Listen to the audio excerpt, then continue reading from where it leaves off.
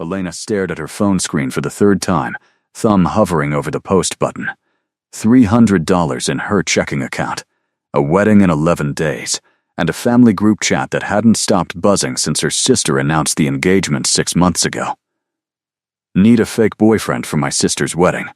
Must be presentable, available for 1 weekend. Willing to pretend you adore me in front of people who think I'm a failure. Pay negotiable, but I'm broke, so manage your expectations. She almost deleted it. Posting something like this on a local favors app felt desperate, embarrassing, the kind of thing she'd judge someone else for doing.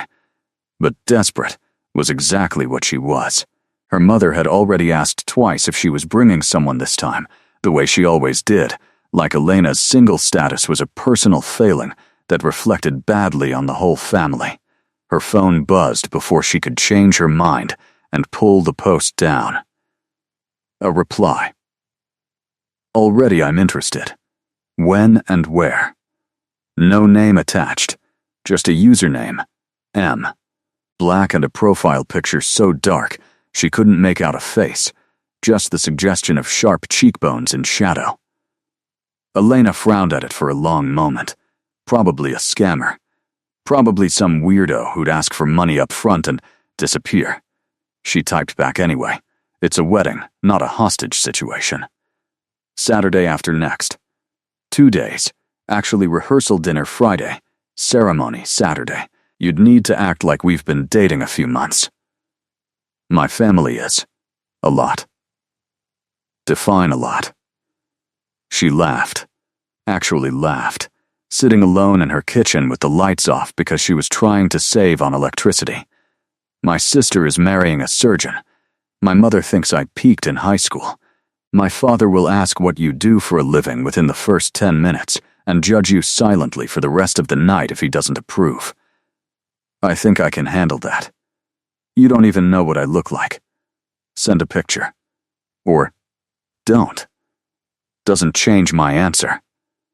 Something about the bluntness of it unsettled her, but not in a bad way. Most men on apps over-explained themselves, padded their messages with compliments that felt rehearsed. This one just answered the question and waited. They agreed to meet at a coffee shop 2 days later, a public place, because even desperate didn't mean stupid. Alana got there 15 minutes early and chose a table near the door, the kind of seat that let her watch people come in without looking like she was watching. At 6:58, a man walked through the door, and the entire shop seemed to shift around him. He wasn't loud about it, didn't announce himself with confidence the way some men did, chest out, scanning the room like he owned it. He simply existed in a way that made other people's eyes follow without their permission. Dark hair, sharp jaw, a coat that probably cost more than her monthly rent, and a stillness to him that felt almost unnatural, like he'd learned to control every small, fidgety movement humans usually couldn't help making. Elena? His voice was low, quiet, the kind of quiet that somehow cut through the espresso machine noise without trying. That's me. She stood, awkward, unsure whether to shake his hand or just nod. He solved the problem by sitting down across from her, unbothered, like he did this kind of thing every day. Matthias, he said. Just the one name, no last name offered.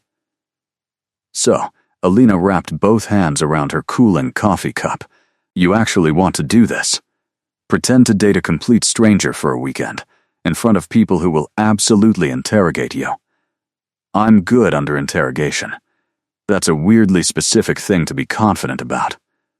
The corner of his mouth twitched, not quite a smile. I've had practice. She studied him for a second, trying to figure out what kind of man answers a stranger's desperate internet post within seconds and shows up looking like he stepped out of a magazine she couldn't afford to read. Can I ask why? You don't seem like someone who needs the money. I don't need the money.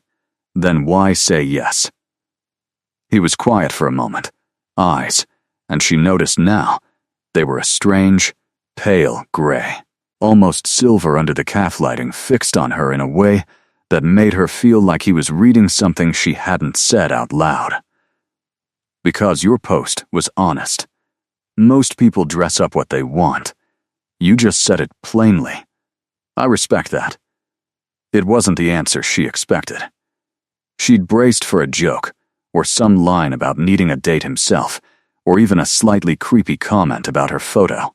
Instead, she got something that felt almost too sincere for a stranger in a coffee shop. Okay, she said slowly. Rules, we need a story. How we met, how long we've been together, what you do for work, because my dad will ask. Tell them I work in finance. International, it's vague enough that nobody asks follow-up questions. Convenient, it's also true, Matthias said, and something about the way he said it made her believe him completely, even though she had no reason to. They spent the next hour building a relationship that didn't exist. Fake anniversaries, a fake first date at a fake restaurant, fake inside jokes that Elena made up on the spot and Matthias repeated back perfectly, like he'd actually lived them. By the time she left the coffee shop, she had his number saved under fake boyfriend. Do not fall for this, and a strange nagging feeling that she'd just made a deal with someone far more complicated than a man looking for easy weekend cash. She didn't know yet how complicated. She didn't know that the moment she'd hit post, somewhere across the city, a notification had pulled a man out of a council meeting that had been running for 3 hours, that he'd read her words twice, and that something in him, something old and tired and lonely, in ways she couldn't imagine, had decided, immediately, without hesitation, that he was going to say yes. Friday morning arrived faster than Elena wanted it to. She stood in front of her closet for 20 minutes, throwing dresses on her bed in a pile that kept growing, until her roommate Priya leaned against the doorframe with a mug of coffee and watched the chaos with obvious amusement. You've never cared this much about what you wear to a family thing before, Priya said. This isn't a normal family thing. This is rehearsal dinner with a man I met 2 days ago pretending to be in love with me. Elena held up a green dress, frowned, threw it back on the pile. I need to look like someone a finance guy would date. Someone put together. Someone who has her life figured out. You could just tell them the truth. That you're broke and single, and that's fine. It is not fine, Priya. My mother already thinks I wasted my 20s. I'm not handing her more ammunition. Priya shrugged, sipping her coffee.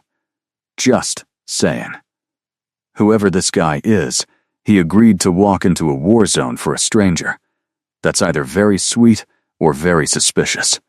Maybe both, Elena muttered, finally settling on a navy dress that didn't scream anything in particular, which felt safest.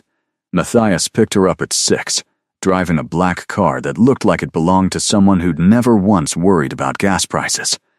He opened her door before she'd even reached for the handle, which felt oddly old-fashioned and made her stomach do something embarrassing. Nervous? He asked once they were on the road. Terrified. My mother once made my cousin's husband cry at a barbecue because he didn't know how to carve a turkey properly. She's relentless. I can handle relentless. You keep saying that like it's a personality trait. It is, actually, he glanced at her, something almost amused in his expression. I've survived worse interrogations than your mother. From who? The ears? He didn't answer that one, just kept his eyes on the road, and Elena decided not to push.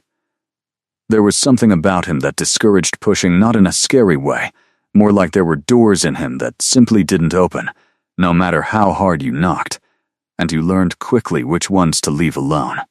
The rehearsal dinner was held at a restaurant her sister Claire had chosen specifically because it photographed well, all exposed brick and dim Edison bulbs, the kind of place that charged $12 for bread.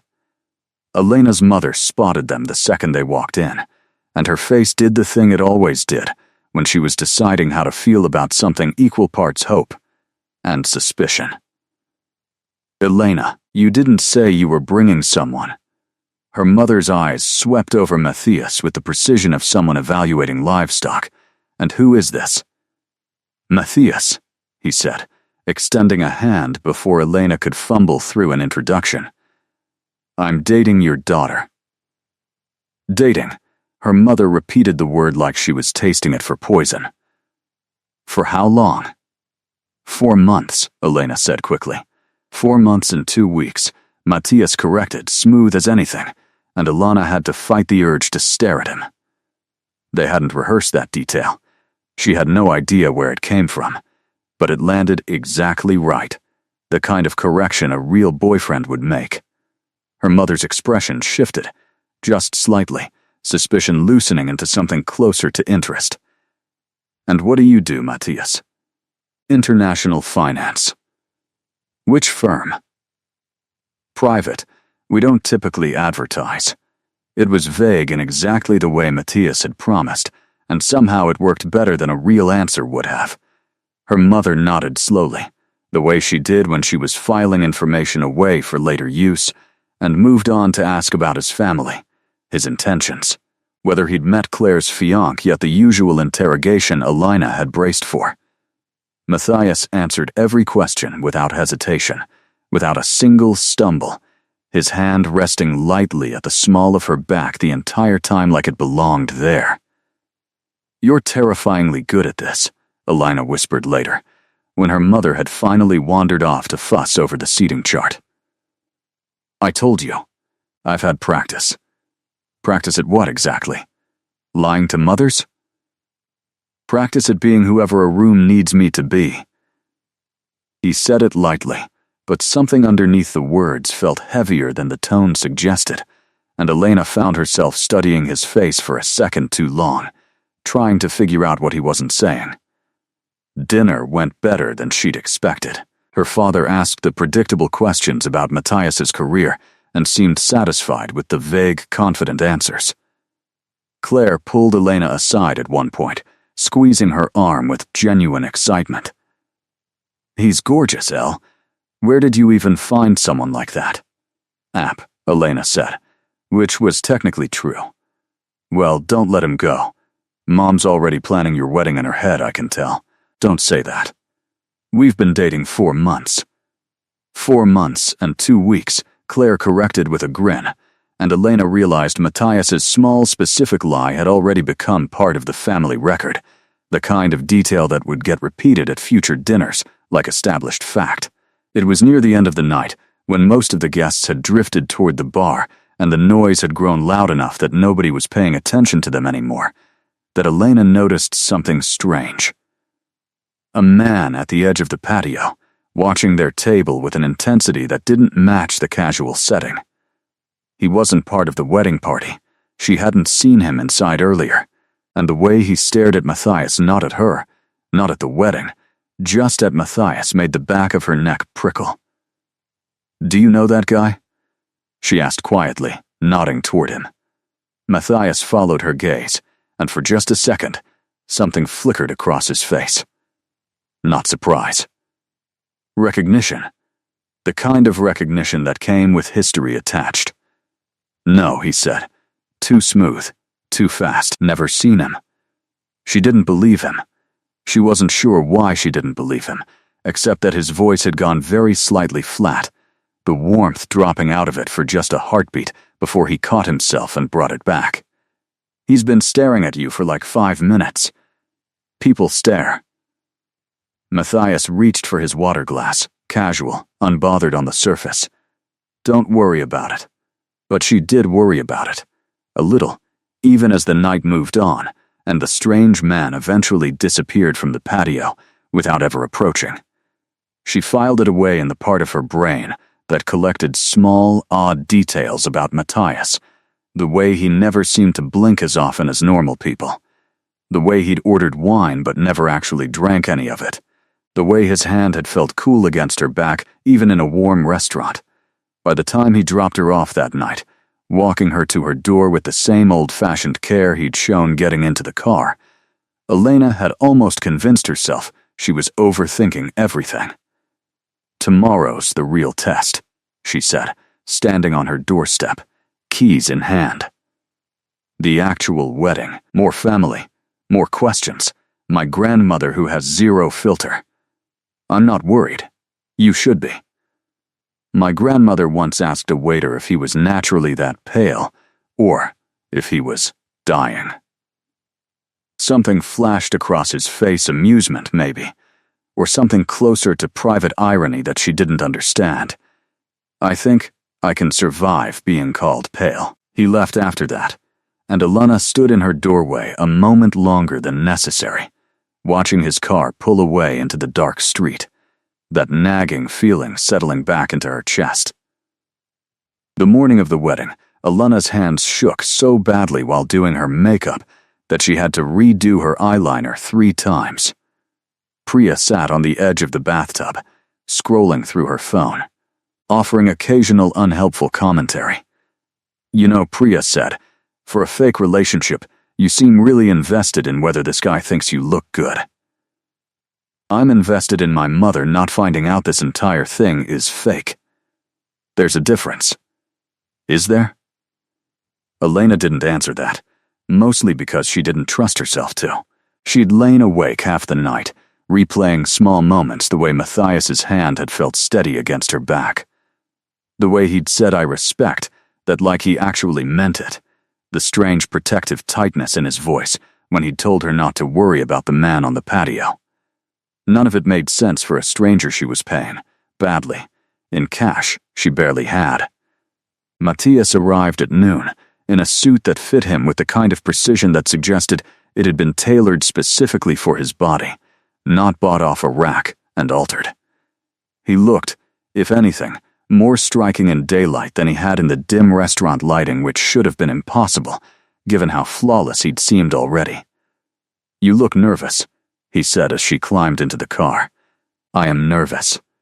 My grandmother is going to be there. My grandmother has no filter and somehow always knows when something's off. What's she going to ask? Anything. Everything last year she asked my cousin's wife if the baby was actually his. Something that might have been a laugh escaped him, quick and surprised, like he hadn't expected to find it funny, but couldn't help himself. I'll handle her. You keep saying that about everyone in my family like it's a guarantee. Because it is. The ceremony itself passed in a blur of vows and tears, and Claire looking radiant in a dress that had taken 4 fittings to get right. Elena sat beside Matthias, in the 3rd row, his hand resting over hers on her knee, in a gesture that felt too natural for something they'd agreed on 2 days ago, and tried not to think too hard about how easy it was to lean into him. The reception was where things got complicated. Her grandmother cornered them near the dessert table, sharp-eyed despite being 83, studying Matthias like she was trying to solve a puzzle. You don't blink much, she said, without preamble. Grandma, Elena started. Mortified. It's a fair observation, Matthias said, unbothered, like he'd been asked the question 1,000 times before. Occupational habit. Staring contests and negotiations. You learn not to blink first. Her grandmother considered this, then nodded slowly, apparently satisfied, and wandered off toward the bar without further comment. Elena exhaled. That was too smooth, she muttered. Nobody has an answer that fast for you don't blink much. I've had a lot of practice handling perceptive people. You keep saying things like that. Practice, handling people. Like you've spent your whole life managing how people see you. Something flickered across his face again, that same flash of recognition he'd shown the night before. Except this time, it was aimed at her, like she'd accidentally said something closer to the truth than she realized. Maybe I have, he said quietly. It was during the first dance, while Claire and her new husband swayed under string lights and everyone clapped politely, that the strange man from the rehearsal dinner reappeared. Alana spotted him first, standing near the edge of the venue, half hidden behind a pillar, watching Matthias with an expression that wasn't curiosity anymore. It was something closer to anger. He's here again, she said, low, just for Matthias. This time Matthias didn't deny knowing him. His jaw tightened, just slightly, and his hand found hers under the table, gripping a little too firmly. Stay here, he said. I need to deal with something. Deal with what? Matthias, but he was already standing, already moving toward the man with a kind of controlled, deliberate calm that made Elena's stomach twist. She watched from her seat as the two of them exchanged words she couldn't hear, the stranger's face twisted with something that looked like hatred. Matthias's expression utterly still in response. She couldn't sit there and wait. Whatever rules existed about fake girlfriends staying out of real conflicts, she ignored them, weaving through tables until she was close enough to catch fragments of the conversation, told you to stay out of the human world. The stranger was saying, voice low and venomous. You think nobody's watching? You think the council doesn't know you've been slipping away every few months to play house with mortals? This isn't your concern, Matthias said. It's exactly my concern when you're risking exposure for some careful, Matthias said. And his voice had changed, dropped into something with an edge Elena hadn't heard before, something that made the hair on her arm stand up even though she still didn't understand a word of what was actually being discussed. The stranger's eyes flicked to Elena, standing a few feet away, and something ugly crossed his face. Does she know what you are? That's enough, Matthias said. Does she know what happens to humans who find out? Elena's heart was pounding now, confusion and fear tangling together. What is he talking about? She asked, but neither man answered her. The stranger gave Matthias one last look, full of warning, before turning and disappearing into the crowd, leaving Elena standing there with 1,000 questions and no answers. Matthias, what was that? Not here, he said, voice tight. Not now. I'll explain everything, I promise, but not in the middle of your sister's wedding. She wanted to push, wanted answers immediately, but the reasonable part of her brain reminded her that creating a scene in the middle of Claire's reception would be its own kind of disaster. She nodded, tense, and let him guide her back to the table, though she barely tasted the cake or heard the toasts that followed. Her mind kept replaying the stranger's words. Does she know what you are? What was he? The reception wound down near midnight. Matthias drove her home in silence at first, the car heavy with things unsaid, until Elena finally couldn't stand it anymore. Tell me, she said. Whatever it is, I deserve to know what almost happened back there.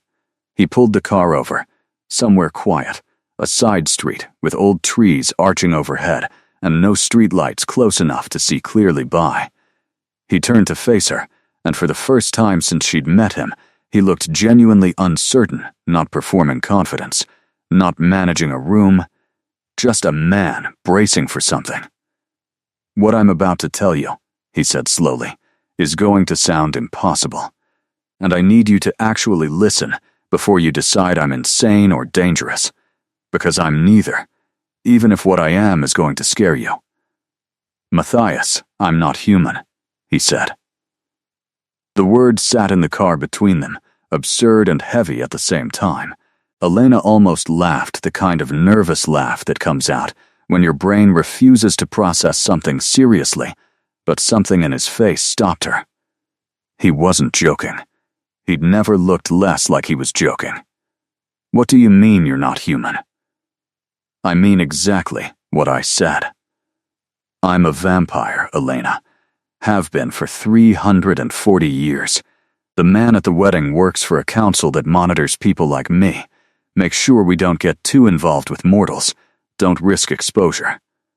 He said it plainly, the same blunt honesty he'd shown her in their very first messages, and somehow that honesty made it harder to dismiss as insanity.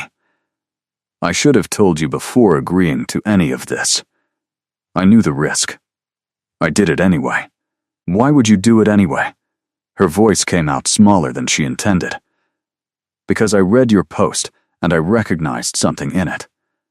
Loneliness dressed up as a transaction. I know what that looks like, because I've been doing the same thing for 3 centuries, finding small, temporary ways to feel like I belong somewhere, with someone, even knowing it can't last. He looked at her steadily. I told myself it was just a weekend. Just a favor. I didn't expect to actually want to stay. Elena sat in silence for a long moment, processing words that should have terrified her, and somehow didn't, not entirely. "Prove it," she finally said. "If this is real, prove it." He held her gaze then, slowly, let something shift in his face, his pupils expanding unnaturally, the faintest edge of something sharp catching the dim light when he opened his mouth slightly. It wasn't dramatic, wasn't a movie transformation. It was quiet and real and absolutely terrifying in its quietness. She should have screamed. She should have demanded he stop the car and let her out immediately. Instead, she found herself staring, fascinated despite the fear crawling up her spine. Because underneath the fear was something else, the realization that everything about him that had felt strange and unplaceable over the past 2 days suddenly made complete, horrifying sense. "Okay," she breathed. "Okay, that's okay. You're not running. Give me a minute. I'm processing."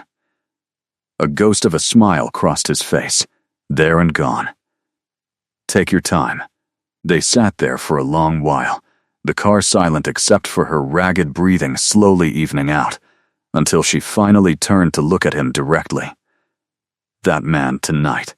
He said something about exposure, about what happens to humans who find out." Matthias's expression darkened. "The council has rules, strict ones. Humans who learn what we are without proper protocol are supposed to be handled. Memories adjusted, sometimes worse, depending on how exposed the situation is."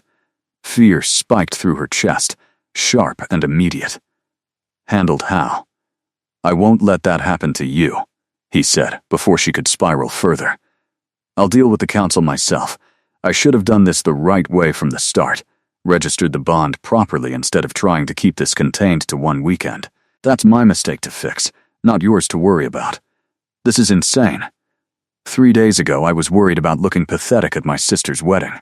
Now I'm worried about being handled by a vampire council. I know. Do you regret it? Saying yes to my post?" He looked at her for a long moment, something soft and unguarded crossing his face in a way she hadn't seen from him before. "No," he said. "Not even now. Not even with everything this complicates."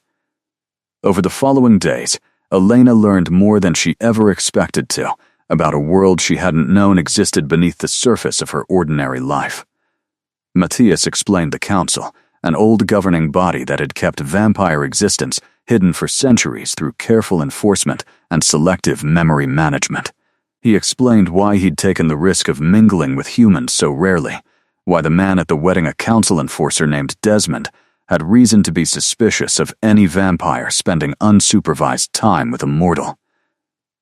"He's not wrong to worry," Matthias admitted one evening, sitting across from her in her small kitchen, looking entirely too large and too elegant for the cramped space.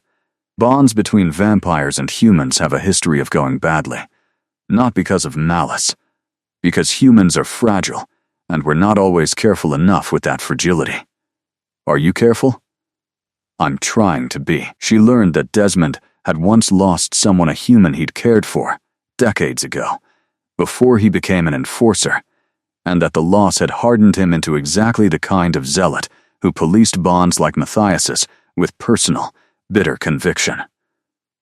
It didn't excuse the way he'd looked at her, like she was a problem to be solved rather than a person, but it explained it.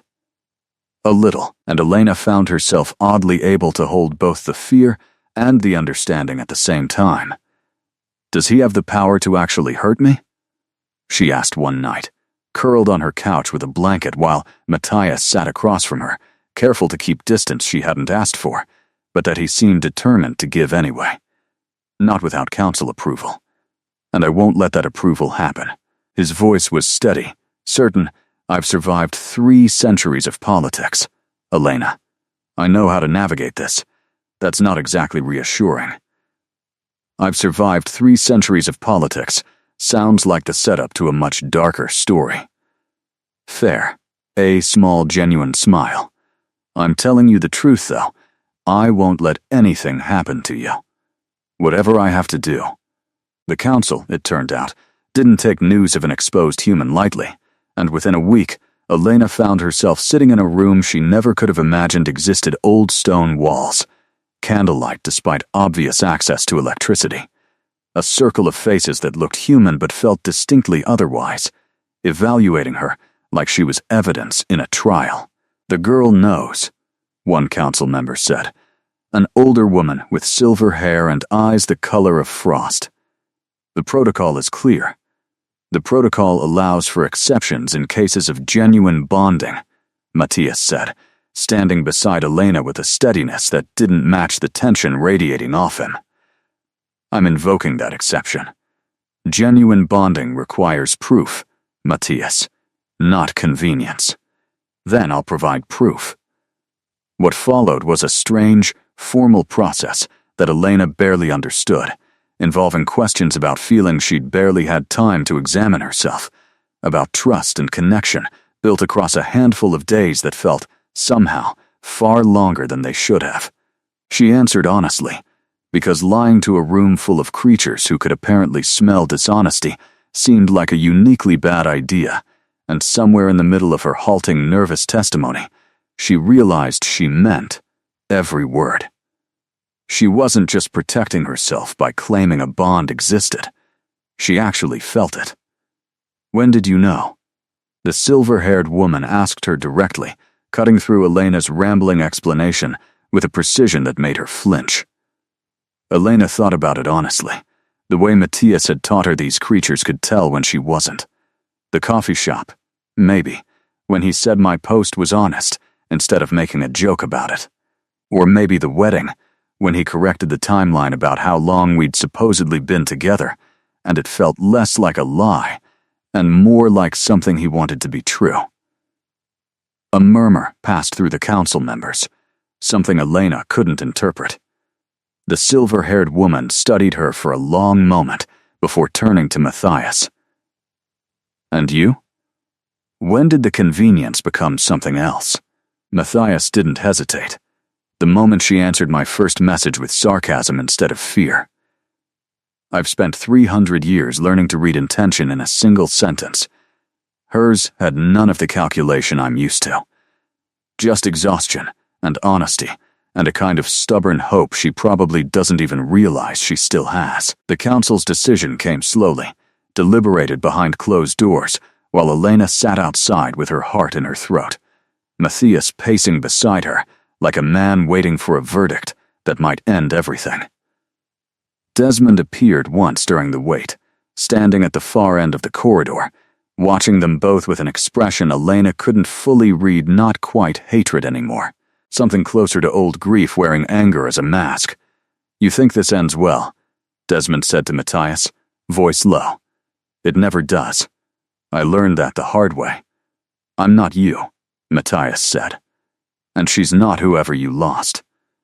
Desmond's jaw tightened, something flickering behind his eyes, before he turned and walked away without another word, leaving the corridor quiet again. When the council doors finally opened, the silver-haired woman regarded them both with an expression Alana still couldn't read. "The bond is recognized," she said.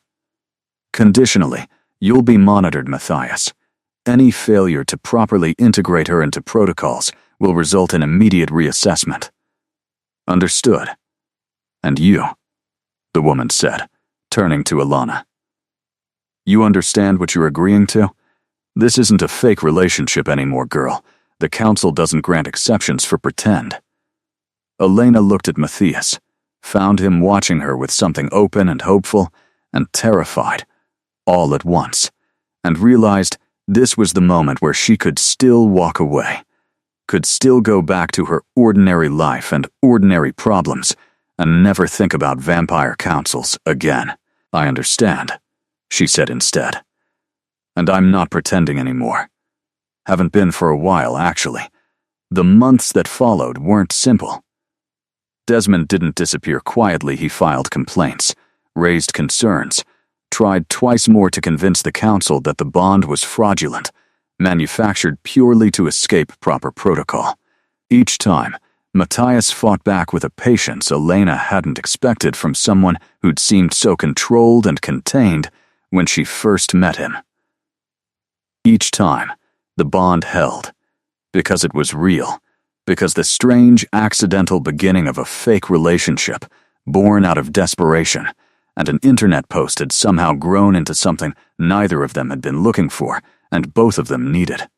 There were practical complications, too, learning to navigate a relationship where one of them aged and the other didn't, where ordinary milestones like holidays and birthdays carried extra weight neither of them said out loud, where Elena sometimes caught Matthias watching her sleep with an expression that looked almost like grief, like he was already mourning a future loss decades before it would ever arrive.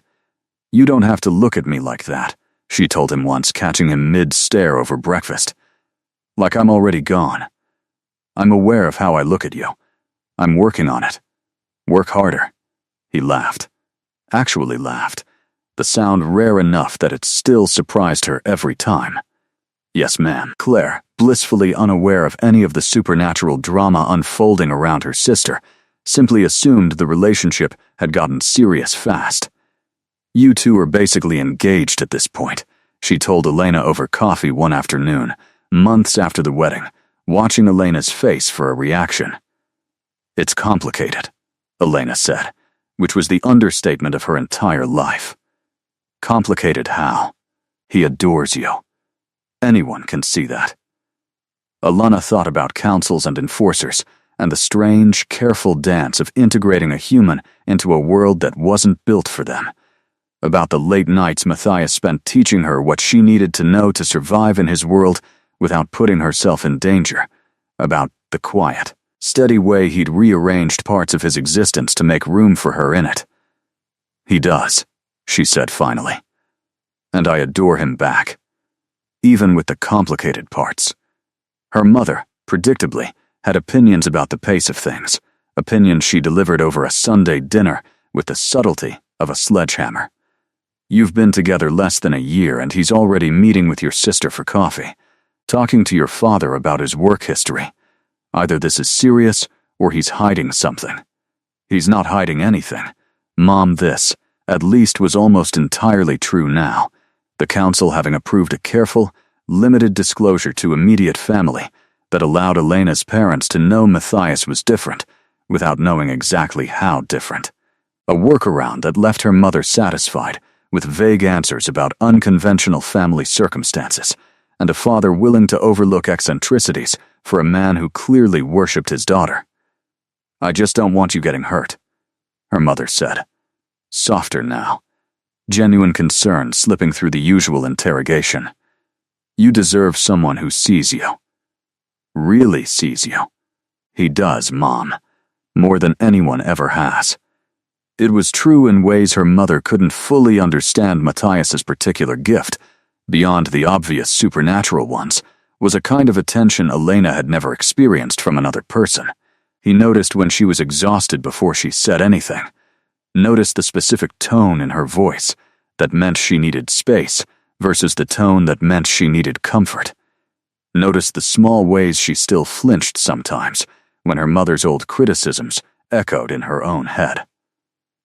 6 months into the bond, Desmond made one final attempt, this one more dangerous than the formal complaints he tried to convince a younger, more impressionable council member that Elena posed an active threat, that her continued existence with knowledge of vampire society represented an unacceptable risk regardless of the bond's validity. The attempt nearly succeeded, nearly triggered an emergency intervention that would have torn Elena from her life with no warning and no recourse. Matthias found out hours before the intervention was scheduled, through a network of old favors and older loyalties Elena hadn't fully understood he possessed. He'd shown up at her apartment at 3 a.m, urgency replacing his usual measured calm, and explained what was happening in clipped, controlled sentences that didn't fully hide how frightened he actually was. "We need to go now," he said. "I have a place, somewhere they can't reach without violating their own protocols. I should have told you this was even a possibility, I'm sorry. I thought Matthias. Breathe. I'm coming. She was already pulling on shoes, grabbing her bag, trusting him completely in a way that would have terrified her a year earlier, and now felt like the only reasonable response to a man who'd spent 6 months proving, in 100 small ways, that he'd burned down his entire world before letting harm reach her. They spent 2 tense weeks in a property Alana hadn't known Matthias owned, an old house far outside the city where council jurisdiction grew murky and complicated, while Matthias worked every connection he had to dismantle Desmond's emergency petition. The silver-haired councilwoman, it turned out, had no patience for Desmond's increasingly personal vendetta once she examined the evidence properly, and the petition collapsed under its own desperation. Desmond was formally reprimanded, stripped of his enforcer status pending review, and Elena never saw him again after that, though Matthias mentioned, once, quietly, that he'd reached out to the man eventually, not out of forgiveness exactly, but out of recognition that grief left untreated curdled into something dangerous, and that maybe Desmond deserved a chance to heal instead of just being punished. You're kinder than you let people see, Elena told him one evening, back in their own apartment, the crisis finally behind them. 300 years of watching people destroy themselves with unresolved anger teaches you patience for it, even when you don't have sympathy. That's basically the same thing as kindness, Matthias. Don't tell anyone. Ruins my reputation. A year after the wedding, on the anniversary of the day she'd posted a desperate request for a fake boyfriend, Elena stood in her kitchen, watching Matthias attempt, badly, to cook a meal he insisted he remembered from before he'd been turned. 3 centuries of memory, apparently not enough to overcome a fundamental lack of practice with a modern stove. You're burning it, she said, laughing. I'm aware. Do you want help? I want to finish what I started. He said it stubbornly, the same blunt directness she'd fallen for in that first coffee shop conversation, and Elena leaned against the counter, watching him struggle through a simple recipe with the same focused determination he brought to council hearings and enforcer confrontations, and thought about how strange and impossible her life had become in exactly the right way. For the record, she said, you still owe me payment. For the fake boyfriend gig. You never actually paid me. He turned, raised an eyebrow, something warm and amused crossing his face. What would you like as payment? I'll think about it. Take your time, he said, echoing words she'd said to him in the car that first terrifying night, and Elena smiled, because she finally understood what he'd meant, that some things were worth taking time over, worth getting right slowly, instead of rushing toward an answer that mattered too much to get wrong. Claire's second anniversary party brought them back to the same restaurant where it all started, the same exposed brick and Edison bulbs, Elena's mother fussing over the same kind of seating arrangements. This time, though, Elena walked in without the careful nervousness of someone managing a lie. She walked in holding Matthias's hand because she wanted to, because 18 months of practiced fiction had become the truest thing in her life. You two look happy, Claire said, hugging her sister tightly. Really happy. Not performance happy. Actual happy. We are, Alana said, and meant it completely. Her grandmother cornered Matthias again near the same dessert table, studying him with the same sharp, unrelenting attention. You still don't blink much, she observed. Old habits, Matthias said. Her grandmother considered him for a long moment, then surprised them both by patting his arm gently. Good. Whatever you are, you're good for her. That's all that matters to me. Elena watched the exchange, stunned, wondering how much her grandmother had actually guessed over the past year, how much sharp old eyes had pieced together that nobody had bothered confirming. Matthias caught her expression and gave a small, helpless shrug, equally bewildered. She knows, Alana whispered later. She's known for a while, I think. She's sharper than anyone gives her credit for. Should we be worried? No, Matthias said, watching her grandmother across the room, laughing at something Elena's father said. Some people just understand things without needing them explained. I think she's one of them. That night, after the party wound down and they drove home through quiet streets, lit by old street lamps, Elena found herself thinking about the strange architecture of how they'd arrived here, a desperate post born from financial panic and family pressure. A stranger's reply within seconds, a fake relationship that had peeled back, layer by layer, into something neither of them had been brave enough to admit they wanted.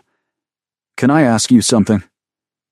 she said, watching the city slide past the window. Always, that first night, in the coffee shop. Did you know? Even then? Matthias was quiet for a moment, the kind of quiet that meant he was choosing his words with care, rather than avoiding the question. I knew there was something different about your message before I even agreed to meet you. I've read thousands of requests like yours over the centuries, people performing desperation, performing need, dressing up loneliness in transactional language because it's easier to ask for help that way than to admit the real thing underneath it. Yours felt different. Less performed, more exhausted and honest than anything else. That's not really answering the question. No, he admitted. I think I knew somewhere in that coffee shop, watching you try to figure out whether to shake my hand, that I wasn't going to walk away from this as easily as I'd planned. I just didn't let myself believe it yet. It felt safer to call it curiosity instead of whatever it actually was. And now? Now I don't have any interest in pretending otherwise. He glanced at her, something steady and certain in his expression. I love you, Elena, not because of a contract or a bond the council recognized, because of everything that happened in between the coffee, the wedding, the council hearings, the burnt dinners. All of it. Elena felt something settle in her chest, warm and certain, the kind of feeling that didn't need dramatic declarations or grand gestures to feel completely real. I love you too, even with the complicated parts, maybe especially because of them. They pulled into the driveway of the house Matthias had once used as an emergency hideout and had since quietly turned into something closer to a real home for both of them. The old property slowly filling with small signs of Elena's presence, her books on shelves that had been empty for decades, a coffee maker in a kitchen that hadn't needed one before, photographs from the wedding and the months after, evidence of an ordinary life built inside something extraordinary. Inside, Matthias paused at the door, turning to look at her with an expression she hadn't seen before, careful, deliberate, like he was about to say something that mattered more than usual. I want to ask you something, he said, and I need you to actually think about it before answering, because this isn't something either of us can take back once it's done. Alana's heart picked up, some instinct telling her exactly where this was heading even before he said the words. The council recognizes bonds, Matthias continued, but bonds aren't permanent the way marriage is, for either of our worlds. I want something permanent, Elena. I want to ask you to consider becoming what I am.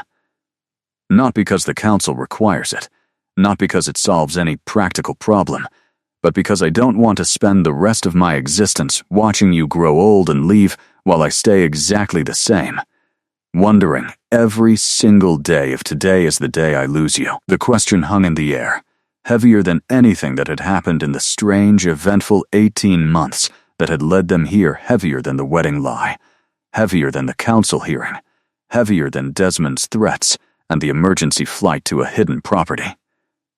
It was the kind of question that demanded honesty, not performance, the same honesty that had drawn Matthias to her post in the first place. That's a lot to think about, Elena said slowly, sitting down on the edge of the worn couch they'd picked out together months earlier. Becoming what you are, giving up being human. That's not a small thing, Matthias, I know. I'm not asking for an answer tonight. I'm not even asking for an answer this month. I just needed you to know it's something I want. Eventually. When you're ready. If you're ever ready. I'd rather have decades with you as you are than nothing at all. But I won't pretend the idea of losing you to time doesn't keep me awake some nights. You don't sleep anyway. You know what I mean. She did know what he meant, understood the particular grief of loving someone with an expiration date neither of them had chosen. The quiet dread that occasionally crept into otherwise ordinary moments, a gray hair she found one morning, a knee that ached slightly more than it used to. Small, ordinary signs of mortality that meant nothing to most people and everything when you loved someone who'd stopped aging 3 centuries ago. I need time, she said finally. Not because I don't want forever with you. Because forever is a genuinely terrifying word, and I want to make sure I understand what I'm agreeing to before I agree to it. I want to talk to people who've made this choice. I want to understand what I'd actually be giving up, not just romantically, but practically family, sunlight, food, all of it. That's fair. That's more than fair. Relief crossed his face, subtle but real, like he'd half expected outright rejection, and was bracing himself against it even as he asked. Take whatever time you need. I'm not going anywhere. I know you're not. That's sort of the whole point of this conversation. They spent the following months in a careful, deliberate exploration of what becoming a vampire would actually mean, conversations with other bonded couples who'd made the transition, visits to council members who specialized in conversion protocols, long nights where Elena asked every difficult question she could think of, and Matthias answered honestly, even when the honest answers were frightening. She learned that the transformation process was dangerous, that not everyone survived it, that the version of herself who emerged on the other side would be changed in ways beyond the obvious heightened senses, altered relationships with sunlight and food, an entirely different relationship with time itself. She learned about a vampire woman named Theodora who'd made the transition 40 years earlier and still occasionally cried over small human pleasures she could no longer fully experience, the same way the specific warmth of sunlight on skin, the particular satisfaction of a meal eaten purely for taste rather than necessity. Do you regret it? Elena asked Theodora directly, during one of their careful, exploratory conversations over tea that Theodora drank more out of habit than need. No, Theodora said immediately. Not for a single day. But I won't lie to you and tell you it's a simple choice, or that you won't grieve parts of your old life, even while gaining something extraordinary. Grief and gratitude exist together more often than people expect. It was during one of these long conversations, months into her careful deliberation, that Elena finally understood what she actually wanted. Separate from fear. Separate from the weight of permanence. Separate from anyone else's expectations of how quickly or slowly this decision should arrive. She wanted Matthias. Not for one human lifetime cautiously hoarded against an inevitable ending, but for whatever came after, for centuries stretched out ahead of them both, for the chance to keep building the strange, accidental, extraordinary life that had started with a desperate post and a reply that came within seconds. I'm ready, she told him one evening, nearly a year after his original question, finding him in the kitchen attempting another doomed cooking experiment. He turned, understanding immediately what she meant without needing clarification. You're certain?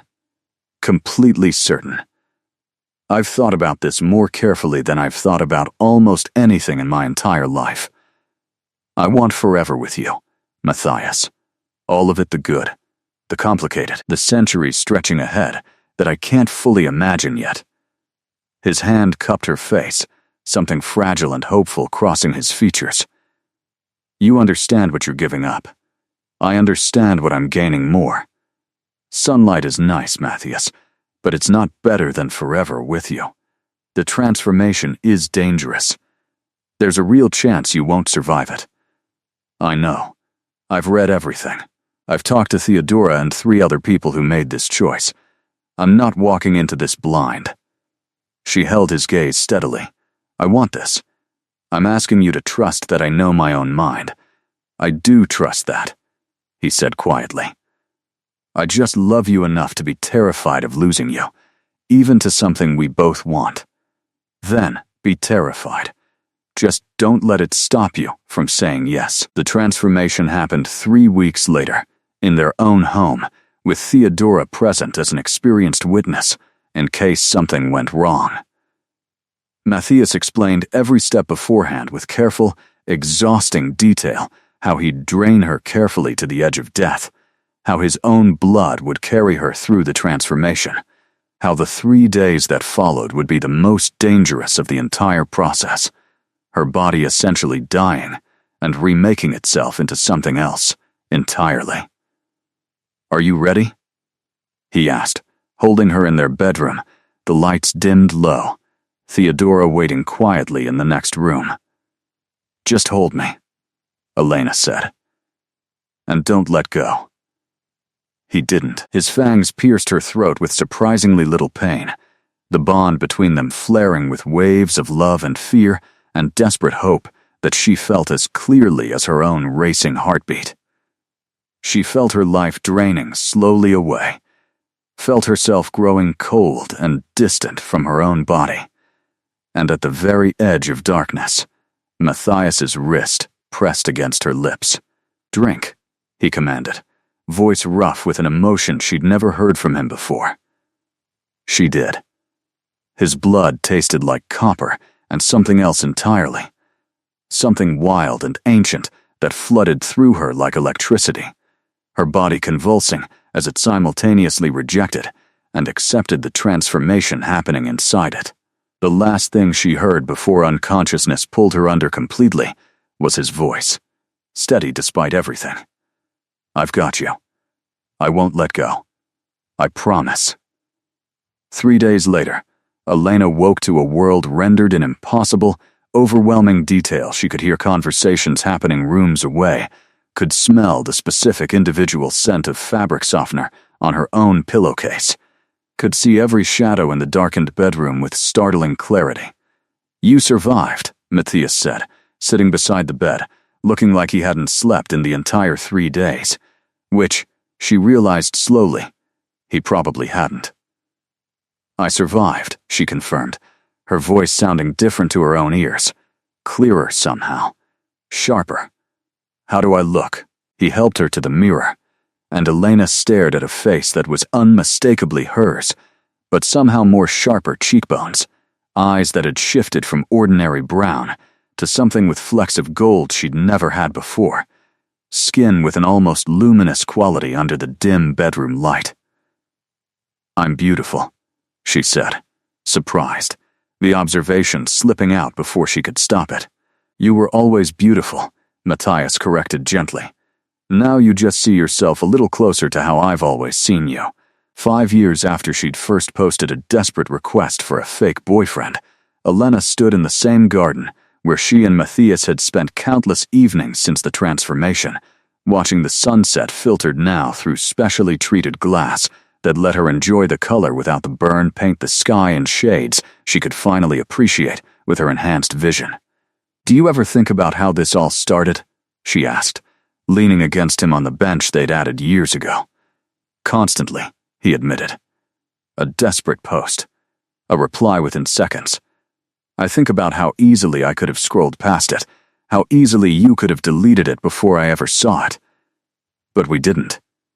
No, he said, pulling her closer as the sun dipped below the horizon. We didn't. And that, despite everything complicated that followed, was the best decision either of us ever made.